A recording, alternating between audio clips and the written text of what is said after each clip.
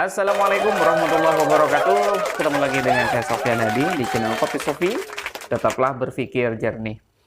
Terpaksa untuk kesekian kali saya membuat konten tentang Benteng Akidah ya Ustadz Muhammad Fahim, yang saya sebenarnya sudah tidak mau ikut campur dengan isi kontennya, dengan channelnya, karena channel Benteng Akidah itu menurut saya sama sekali tidak berbicara tentang akidah, sama sekali tidak ada isinya itu yang membuat akidah kita itu kuat. Ya adalah mungkin dikit-dikit pas beliau sedang sadar ya.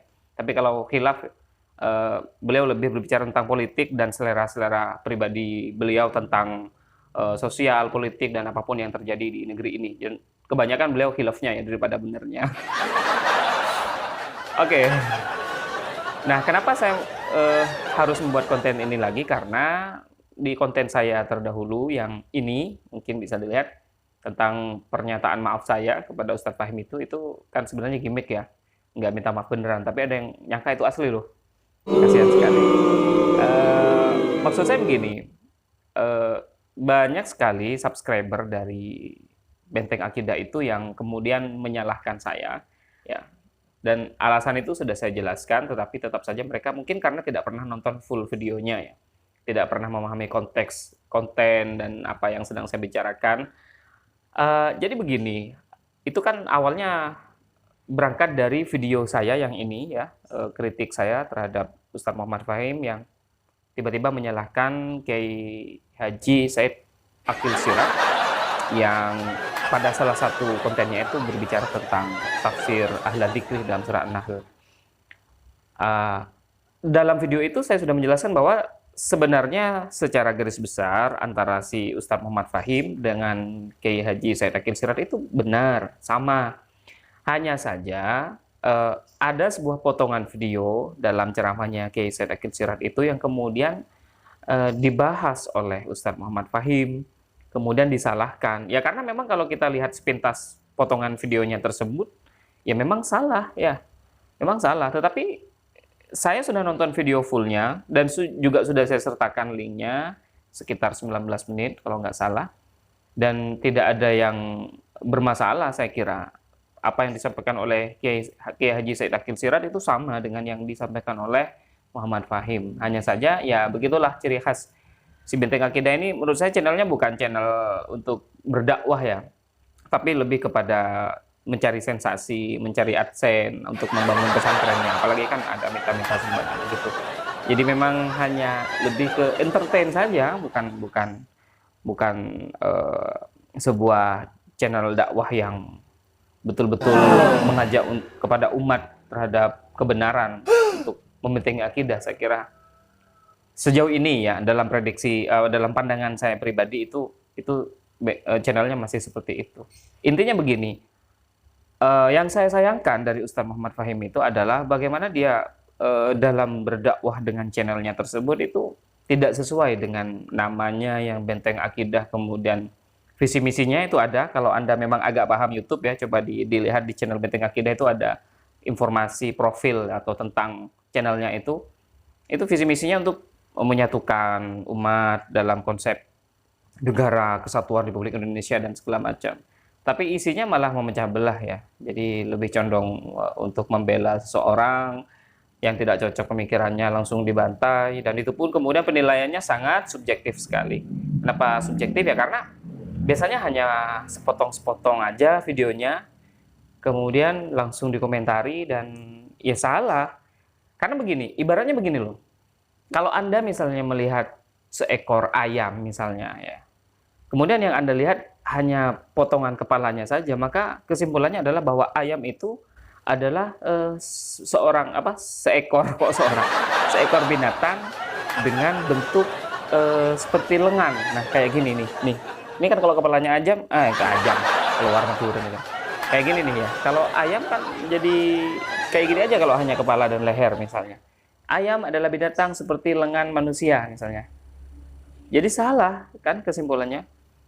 Itu kalau kita lihat sepotong-potong. Kemudian diikuti ya fatwa-fatwa dalam tanda kutip si Ustadz Muhammad Fahim itu diikuti oleh para subscribernya, para penontonnya, dan semuanya beramai-ramai salah, menyalahkan orang lain, ormas atau komunitas gitu. yang paling saya sampai sekarang tuh dalam hati tidak terima itu adalah ketika pada tahun 2020 di bulan haji, ketika banyak sekali, bukan banyak, hampir memang tidak sama sekali ya pemerintah Indonesia mengizinkan untuk umat Islam melaksanakan ibadah haji itu. Kemudian Ustaz Fahim bikin semacam kayak sindiran gitu ya, bahwa ini sudah ditandatangani oleh Kiai Haji Ma'ruf Amin untuk biaya haji digunakan untuk sarana dan prasarana. Padahal ya sampai menyertakan videonya tentang Kiai Ma'ruf Amin gitu. Ternyata itu sebenarnya kan kebijakan pemerintah Arab Saudi, dan videonya Kiai Ma'ruf Amin yang bikin yang menandatangani tentang sarana prasarana itu video tahun 2017 ketika beliau masih menjadi ketua MUI. Tapi digiring oleh Muhammad Fahim menjadi seolah-olah memang itu menjadi penyebab dari gagalnya jemaah haji berangkat pada tahun 2020 itu. Dan itu salah, dan terbukti kemudian setelah itu ternyata memang keputusan pemerintah Arab Saudi dan segala macam, dan terbukti bahwa video itu hoax ya, videonya Kiai Ma'ruf Amin itu tidak dalam konteks masalah ibadah haji tahun 2020. Dan itu santai saja sih Muhammad Fahim ya, nggak ada apa-apa gitu, kayak memang tidak bersalah gitu, sudah ikut menyebarkan kebencian dan segala macam itu. Coba kita pikir dengan pikiran yang damai, yang jernih gitu.